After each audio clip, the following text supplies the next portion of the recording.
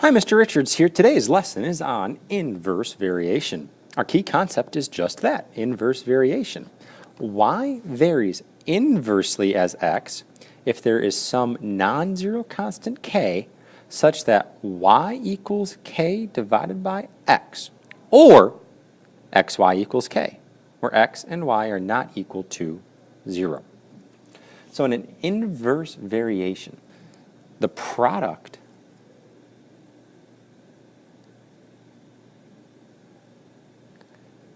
of two values remains constant. I mean, that is the idea where we have this x times y equals k. K is that constant. It's remaining equal to k. With direct variation, remember we had y equals kx, and that k was the constant of variation.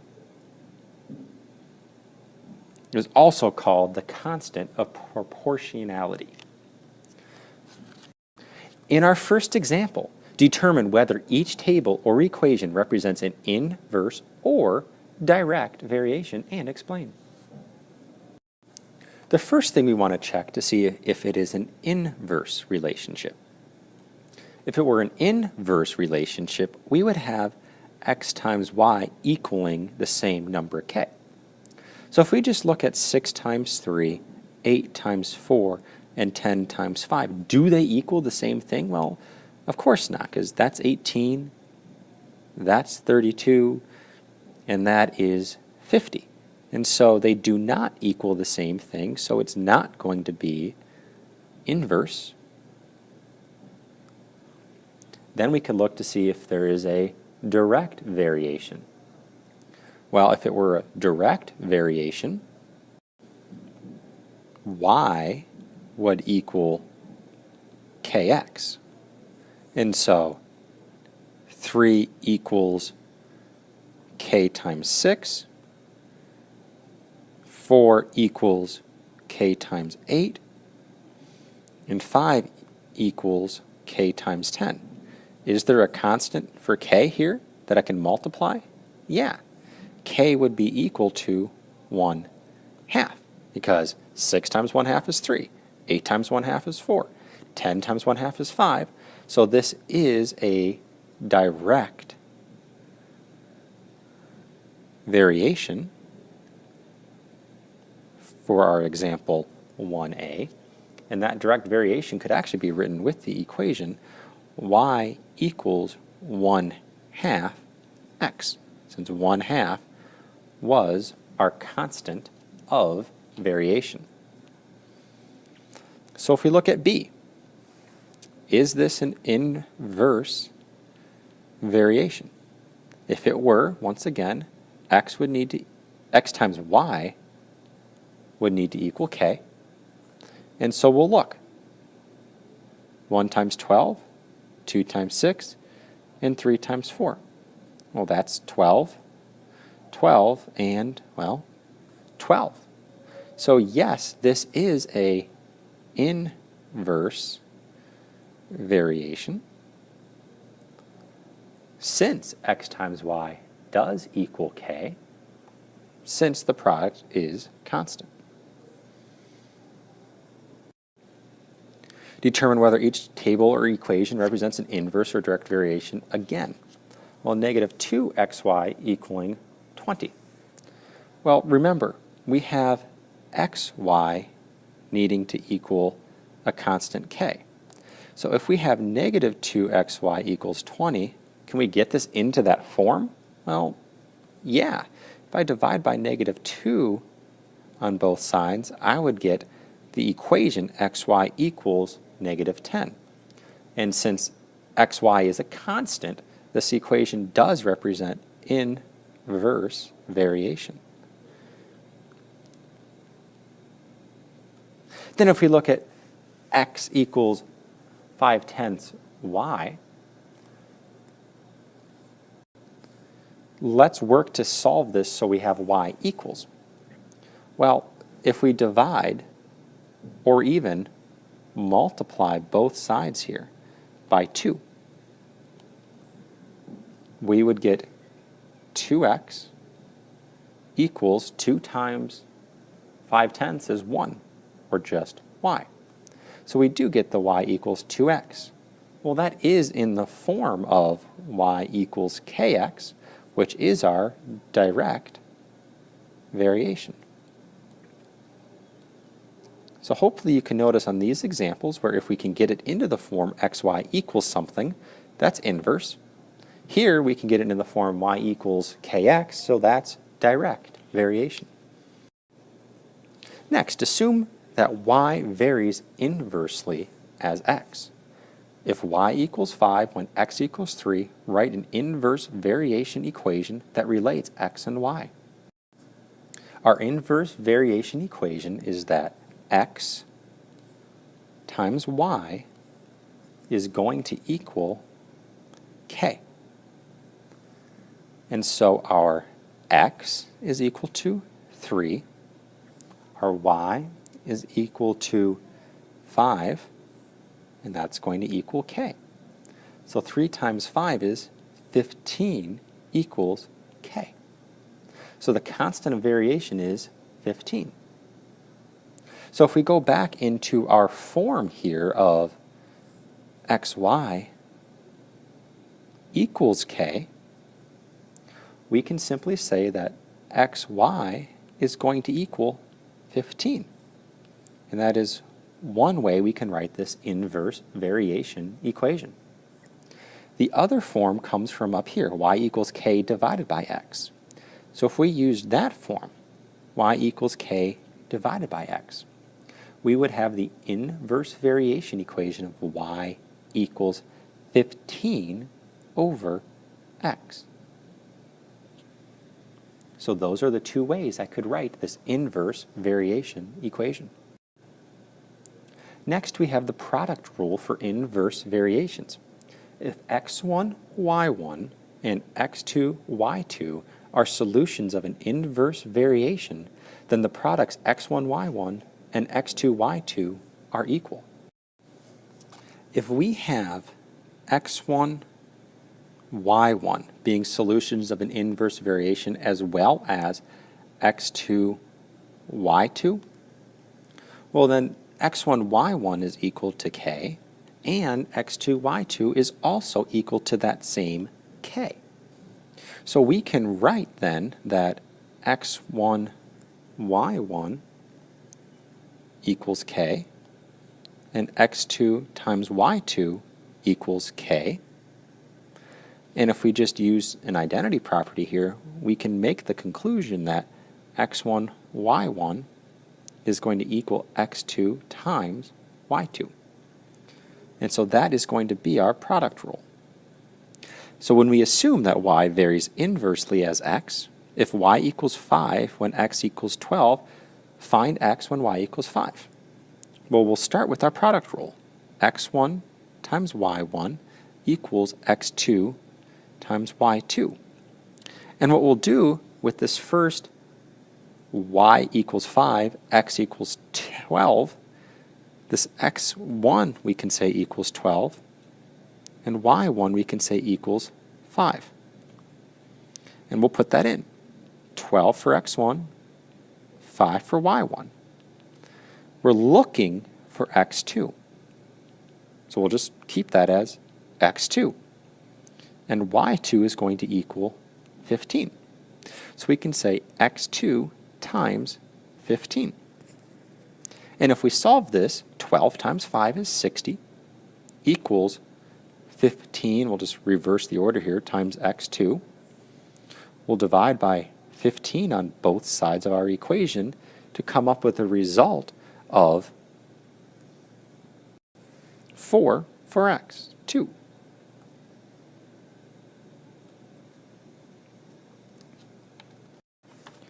When two people are balanced on a seesaw, their distances from the center of the seesaw are inversely proportional to their weights. How far should a 105-pound person sit from the center of the seesaw to balance a 63-pound person sitting 3.5 feet from the center? Since we have inversely proportional here, instead of x1, y1, let's just say we have w1, d1, where we have weight 1, distance 1, and we have w2, d2 for weight of the second person, distance from the second person. So the first person we can say is just 105 pounds. The distance we don't know, so we'll just keep as d1.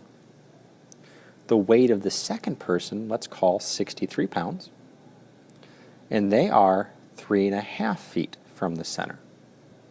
So we can use our product rule, which on the previous example was x1, y1 equals x2, y2, but instead use w1, d1 equals w2, d2.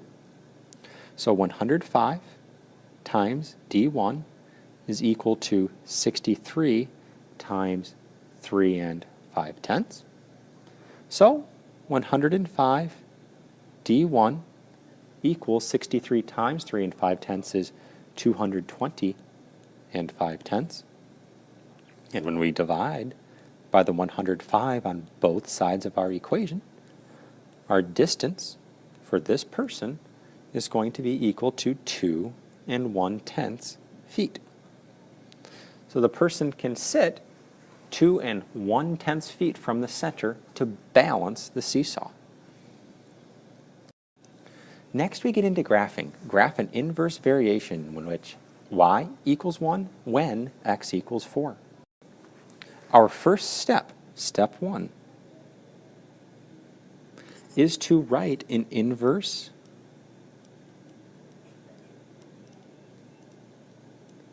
variation equation.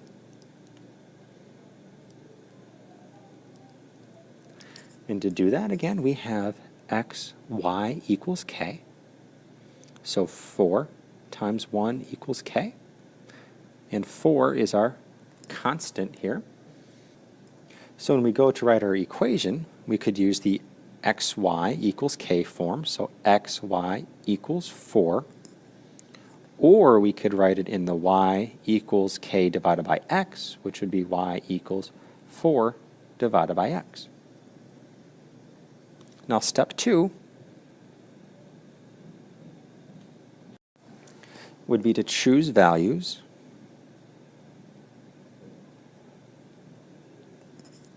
for x and y that have a product of 4. So we can use an XY chart now to come up with a table of values that have a product of 4. Let's start with, say, I don't know, 8. What can I multiply 8 by to get to 4? How about 1/2? What about the number 4 for x? Well, 4 times 1 gets me 4. If I were to do 2, 2 times 2 gets me 4. 1 times 4 is 4. What about 0? 0 times what is 4? Well, you can't do it. So that means our y is going to be undefined, because we cannot multiply anything by 0 to get to 4. Now what about our negative numbers? What if I took a look at negative 1? Negative 1 times negative 4 is 4. Negative 2 times negative 2 is 4. Negative 4 times negative 1 is 4. And what about that negative 8?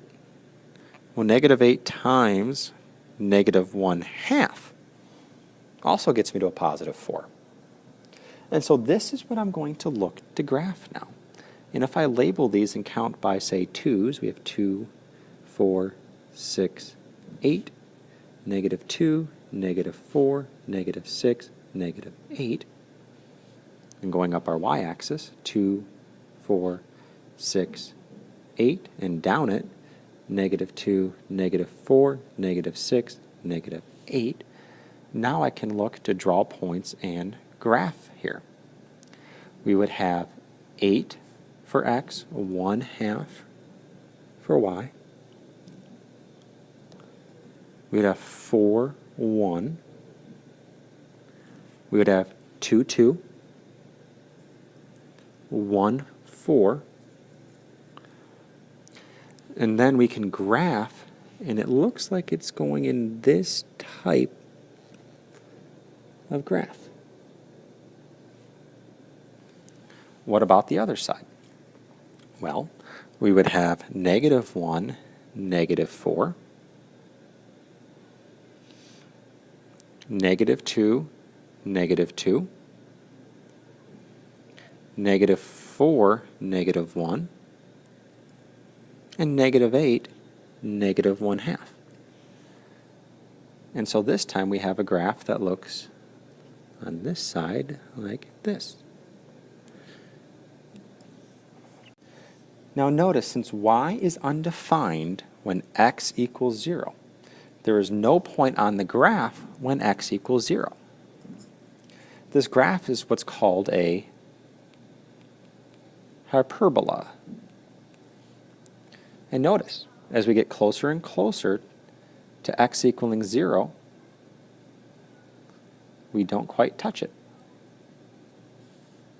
Also, as we get closer and closer to y equaling 0, we don't touch the graph there either. That's since 0 times nothing is going to get us that product of 4. And to summarize our lesson of direct and inverse variations, our direct variations, y equals kx, y varies directly as x, and the ratio of y divided by x is a constant, and you've seen these graphs before in previous lessons. Our graphs of inverse variations are these parabolas now, and you can see how those are appearing. When our constant is positive, like it was in the previous example with the 4, you'll see our graphs are going to be in the first and third quadrant. When our constant is negative, our graphs will be in the second and fourth quadrant. And that is it for this lesson on inverse variation. Good luck.